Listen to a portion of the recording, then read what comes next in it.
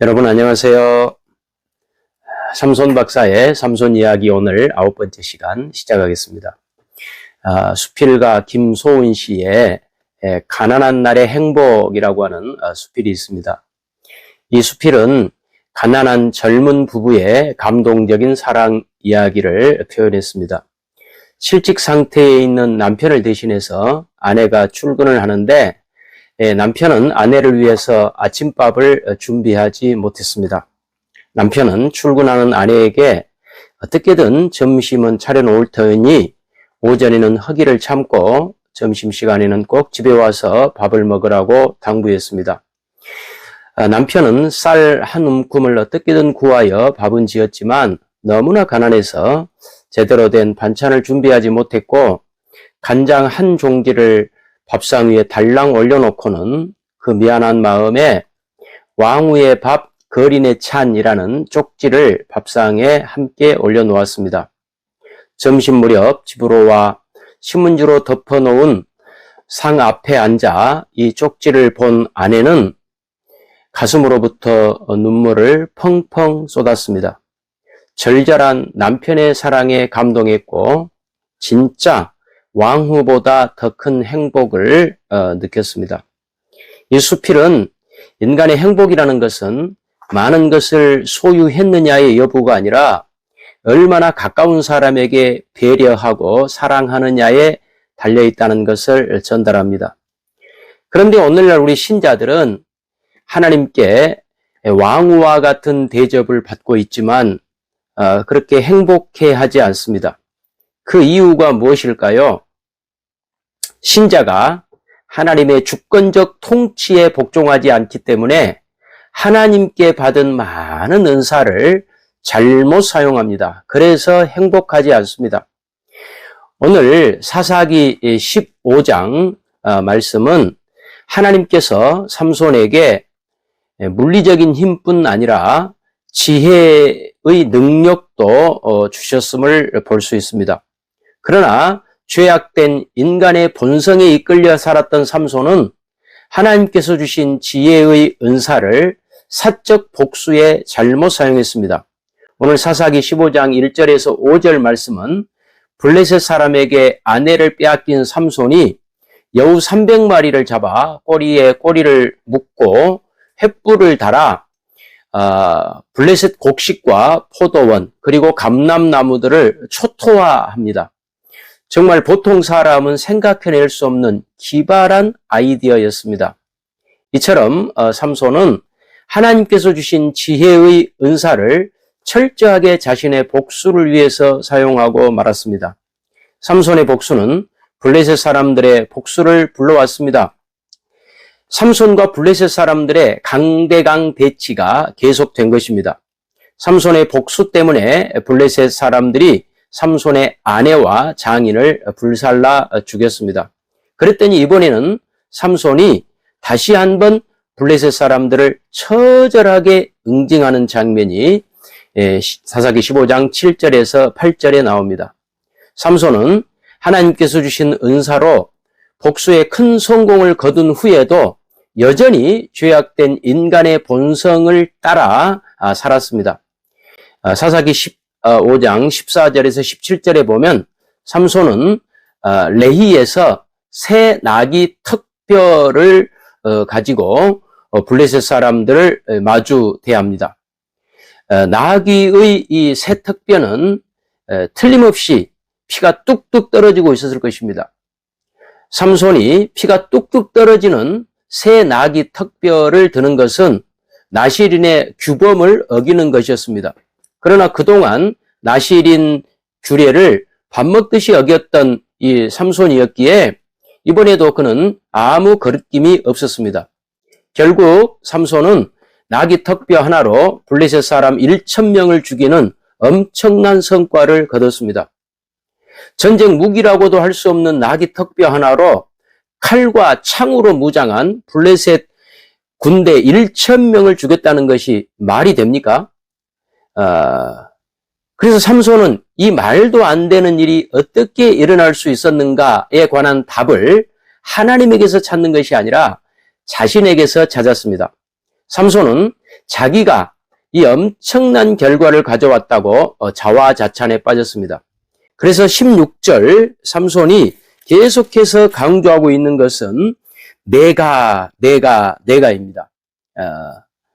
16절 삼손은 이르되 나귀의 턱뼈로 한 더미 두 더미를 쌓았으며 나귀의 턱뼈로 내가 1,000명을 죽였도다. 내가 1,000명을 죽였도다 라고 말합니다. 삼손은 이 큰 승리를 거둔 후에도 그 지명 레히라고 하는 이 레히라고 하는 지명은 원래 산이라는 뜻인데 그 지명을 라맛 레히로 바꿔버렸습니다. 턱뼈의 산으로 바꾼 것이죠. 이 역시 자신의 업적을 두고 자랑하기 위하여 지명까지 바꾼 것입니다. 삼손은 나실인 규례를 어기면서까지 승리를 거두었지만 하나님에 대해서는 죄송한 마음은 전혀 없었고 감사한 마음도 없었습니다. 삼손이 나귀 턱뼈로 한 더미 두 더미를 쌓았으며 나귀의 턱뼈로 내가 1,000명을 죽였도다 라고 불렀던 이 노래는 어찌 보면 그 극악무도하게 살인과 복수에 전념했던 창세기에 나오는 라멕의 노래와 매우 흡사합니다. 가인을 위하여는 벌이 7배1인데 라멕을 위하여는 벌이 77배1이로다 라고 라멕이 노래했습니다. 이 라멕처럼 삼손은 오직 자신이 이룬 성과만을 지켜보면서 자신감에 충만했습니다. 삼손은 자신에게 이런 정도의 지적 능력과 물리적인 능력이 있는지를 깨닫고 새삼 놀랬는지도 모릅니다. 하나님께서는 신자를 하나님의 자녀로 삼으시고 다양한 은사를 주십니다.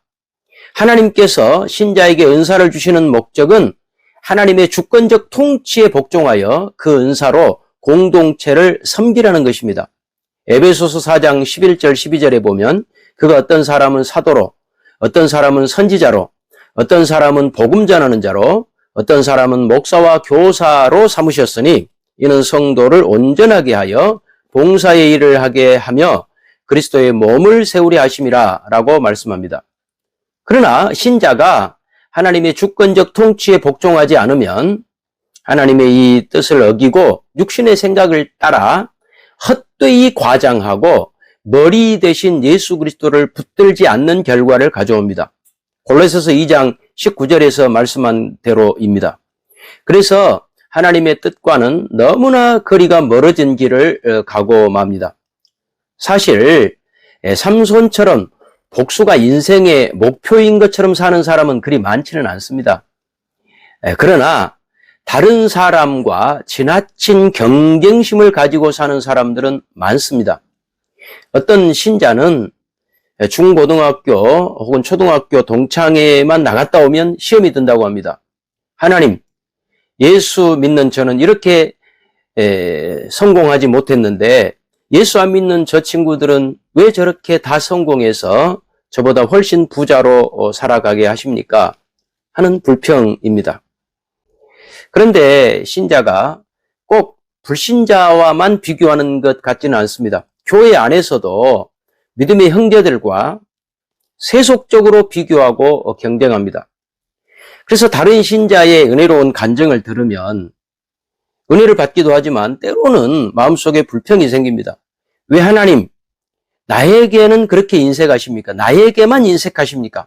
하나님께서는 장로님에게는 저런 은혜도 주시고 집사님에게는 저런 기도의 응답도 주시면서 왜 내 기도만 들어주시지 않습니까? 왜 하나님 나만 사랑하시지 않습니까? 라는 생각에 사로잡힙니다. 그리고 하나님께서 내 기도를 들어주시지 않으셨으니까 저에게만 인색하게 대하셨으니까 저도 하나님 앞에 헌신할 수 없습니다 하면서 모든 책임을 하나님께 돌리게 됩니다. 이처럼 우리가 하나님의 주권적 통치에 복종하지 않기 때문에 우리는 하나님께 받은 은사를 잘못 사용하고 행복하지 않는 신앙생활을 하게 됩니다. 우리가 하나님의 주권적 통치에 복종하면 그리고 하나님과의 관계가 바르게 세워져 있으면 이웃들과 세속적 경쟁을 할 필요가 없습니다. 함께 신앙생활하는 신자와도 쓸데없는 경쟁을 할 필요가 없습니다. 그러나 우리는 하나님의 자녀가 되었음에도 불구하고 죄로 타락한 본성이 아직 우리 속에 남아있어서 우리도 모르는 순간에 이처럼 비교하고 경쟁하고 원망하고 불평합니다. 그렇다면 이처럼 잘못된 길을 가는 신자를 하나님께서는 어떻게 다시 은혜로 돌이키실까요? 다음 시간에 그 부분을 함께 나누도록 하겠습니다. 여러분, 오늘 삼손 박사의 삼손 이야기 9번째 시간 함께 해주셔서 대단히 감사합니다. 여러분, 또 다음 시간에 뵙겠습니다.